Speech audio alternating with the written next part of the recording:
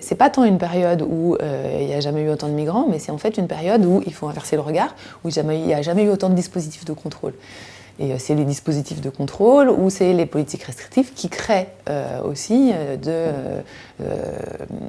qui créent l'illégalité, la clandestinité. Les autorités disent on ne veut plus personne à Calais.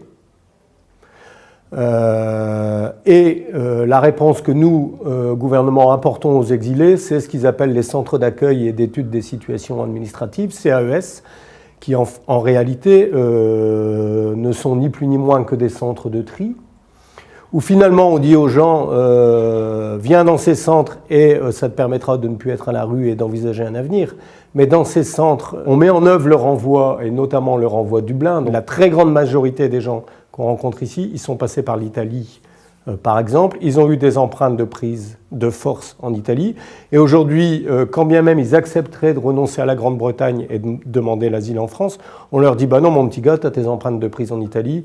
Donc depuis ces centres, entre guillemets, d'accueil, on organise surtout le renvoi vers ces pays. Et comme si l'Italie pouvait supporter tout le poids de la question des arrivées des exilés en Europe.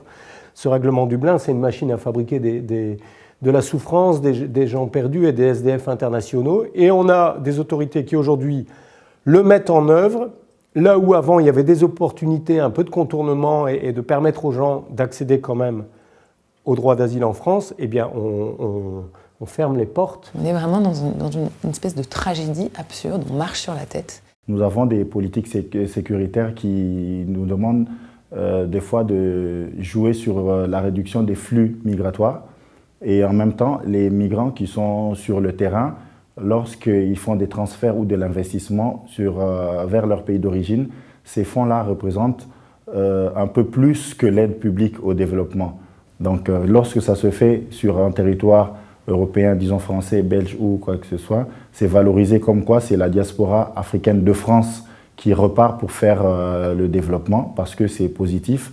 Mais cette diaspora, avant d'être force de création d'entreprises ou d'investissement dans le projet, elle a d'abord été empêchée par certaines politiques aux frontières et même mise en difficulté pour s'insérer dans le territoire français. Et on est en train, même économiquement, de dépenser des sommes complètement folles, gigantesques, des milliards dans des centres de rétention, dans des dispositifs de radars, de barrières, de frontières, dans des financements d'équipes mobiles pour empêcher un phénomène qui a toujours existé, à fabriquer toutes nos sociétés et dont on a besoin, parce que démographiquement on en a besoin.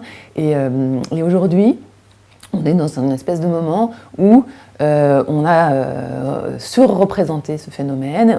Mais voilà, tout ça, ça prend du temps à démonter, ça ne passe pas et le seuil des représentations, et ça ne passe pas le seuil des décideurs. Et donc on met en place des politiques publiques qui sont exactement, qui vont à l'inverse de tout ce qu'on sait, de tout ce que la recherche produit comme connaissance sur le fait que c'est pas un problème en termes de nombre, qu'il n'y a pas une augmentation si phénoménale en termes de nombre et que c'est pas un problème en termes économiques. Au nom du dogme de l'appel d'air et de ce fantasme-là de l'appel d'air, on maltraite les gens, on pose des entraves. Voilà, le seul prisme des autorités, c'est de dire si je fais ne serait-ce qu'une amorce de politique d'accueil, je vais faire venir des gens à Calais. Il y a un mythe qui se crée sur le non-migrant. Les politiques actuelles tentent de catégoriser les migrants et continuent à le faire même sur le territoire français et ça ne fait que créer des séparations, des clivages et ça entretient deux fois même le racisme si on peut aller plus loin. Quand même, fraternité, c'est gravé au fond de toutes les mairies de notre pays. Il va bientôt falloir le gommer parce que la politique qui est mise en œuvre aujourd'hui par le gouvernement, elle est vraiment pas fraternelle. L'image que j'ai vraiment du moment qu'on est en train de vivre, c'est vraiment l'image de l'île de Pâques, c'est-à-dire d'un moment où il y a des sociétés en fait qui ont un peu scié la branche sur laquelle elles étaient assises, qui se sont, à force de se battre contre un danger imaginaire, se sont anéanties. On est vraiment dans une espèce de tragédie absurde, on marche sur la tête. Donc il serait pertinent que les êtres humains soient juste traités en tant que tels et que les origines soient plutôt un argument de richesse culturelle, de dire que le territoire est multiculturel et que les personnes viennent de beaucoup d'endroits, que ça soit plutôt une richesse qu'un point de discorde entre les peuples.